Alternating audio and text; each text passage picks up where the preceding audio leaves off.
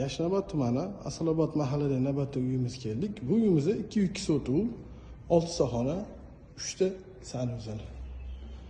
Ko'rishingiz mumkin uy mana fasad ko'rinishi. Bu yerda mana bemalol bitta mashina sig'adi.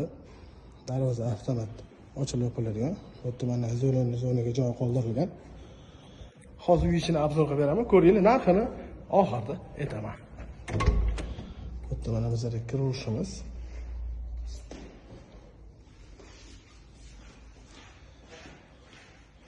Bu yerda bizda hol, televizor qo'yib, divanlar qo'ysa bo'ladi.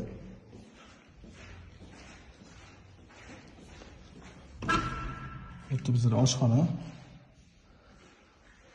Shunaqa katta oyna qo'yilgan. Mebellarni shunaqa chiroyli qilib qo'yishgan. Kuxonyaning mebellarni.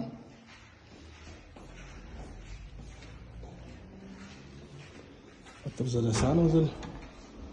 Ko'rayotgan bo'lsangiz sanuzillar bittagan. Bu yerda bizda zal.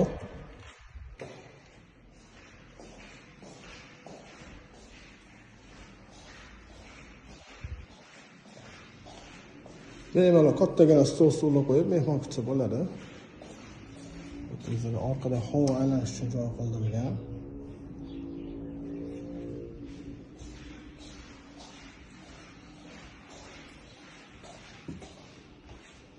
Bu yerda yana bitta xonamiz bizda.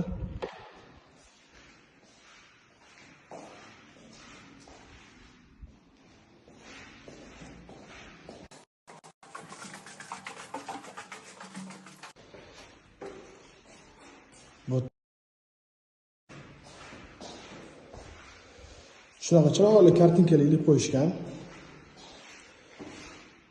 Bu yerda mana ko'rishingiz mumkin, xohlasanglar bu yerda televizor qo'yib, divanlar qo'yib, kinoteatrni zavq qilsangiz bo'ladi. Bu yerda bizlar kotelnik. Kotelniklar kattaga.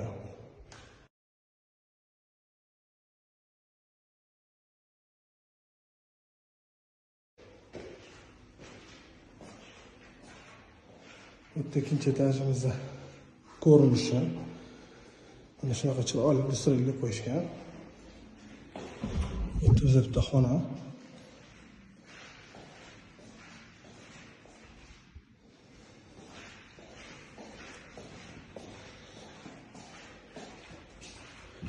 Bu yerda yana bitta xonamizda.